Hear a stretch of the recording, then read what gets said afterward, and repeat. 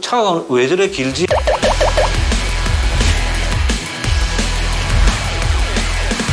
아찔하죠. 그거 사람도 죽을 수 있는 거 아니겠어요?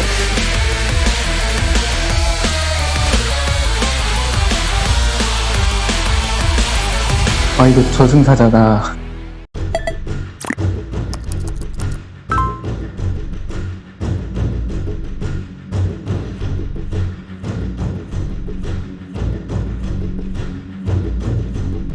육 m 파이프가 4.5m가 뒤로 빠져 있고 1.5m 정도가 걸려 있더라고요.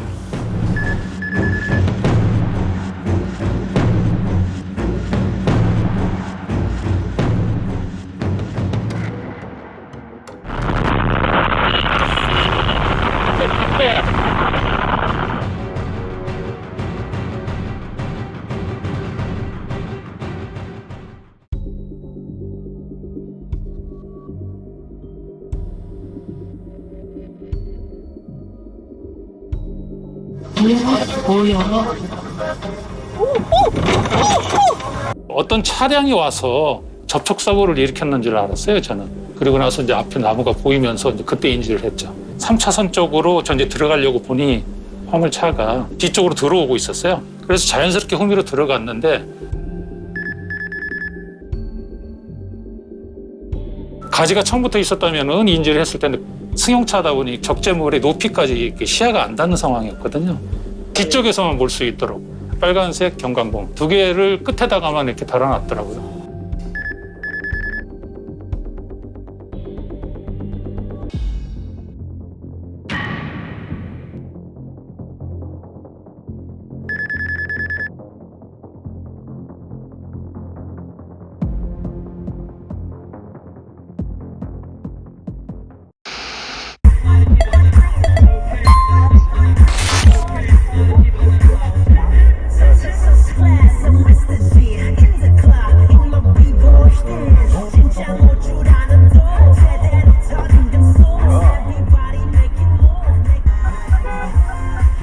기다리세요.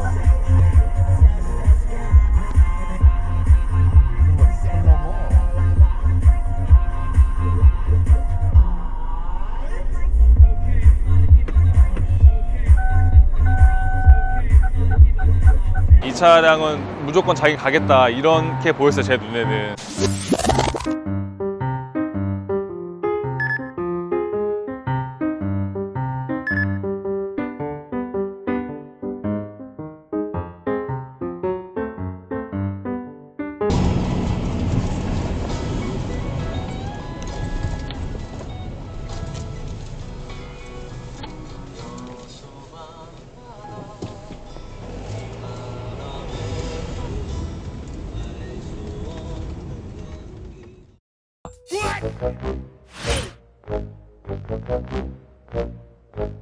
그때까지만 해도 이제 뭐 리어카나 다른 트럭이 아닌 승용차를 하시는구나, 이게 뭐가 큰 문제가 될까라고 생각은 안 했어요.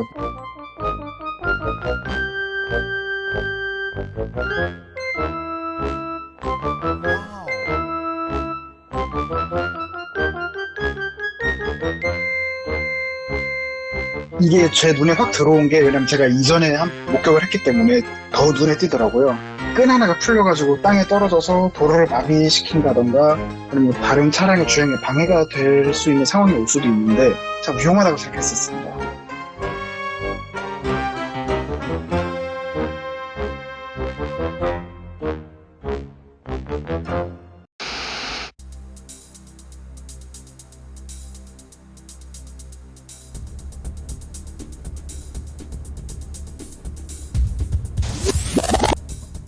이 차선으로 변경하실 때 팡 하더니 끈이 풀리면서 저한테 스티로폼 말고도 적재가 날라왔죠. 그거 몰랐더라고요. 처음에는 그냥 쭉 가시길래 제가 크락선을 울려가지고 소리를 내고 나서 그 다음에 인지를 하셨더라고요.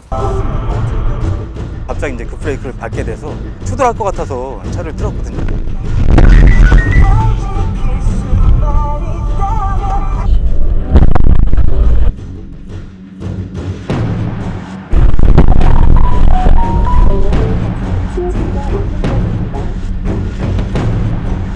빈칸에 실린 베란다 철제 난간이 약 한 30개가 도로에 떨어지면서 난 사고입니다. 밧줄이 견고하게 안 묶여서 짐이 쏠리면서 낙하된 걸로 추정됩니다.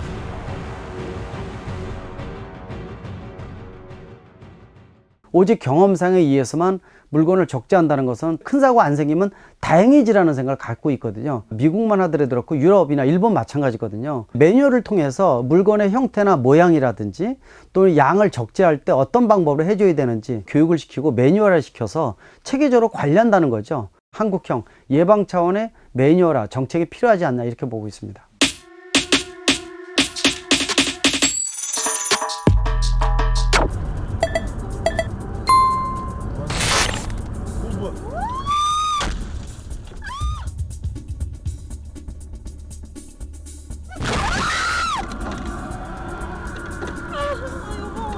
아, 죽겠구나라는 생각도 들고 그냥 머릿속이 하얘져요.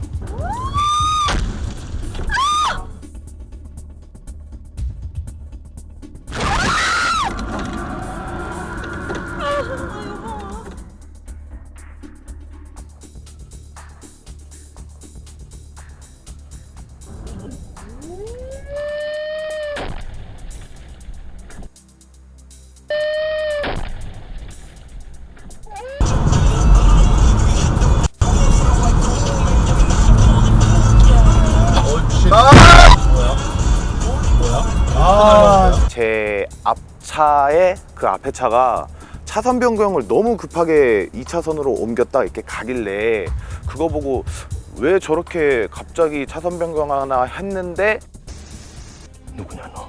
대형 차들 뒤에 보조 반바로 이렇게 기다란 철 달려 있는데 그게 날라온 것 같습니다.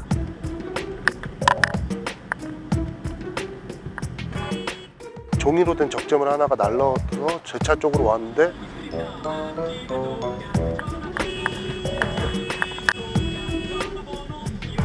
안전망이나 이런 게 전혀 없고요. 오히려 더 빨리 달린다는 게 느껴졌으니까요. 그 부분에 대해서 너무 무책임하게 운전을 하시는 것 같은 느낌이 들었습니다.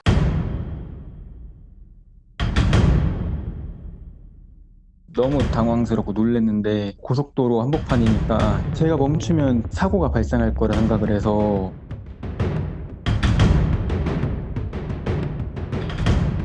차 와? 안 와? 넘어가고 아, 차 안 온다. 옆으로 넘어갈게. 다시 봐줘. 이런 대화하면서 주행을 계속했던 것 같아요.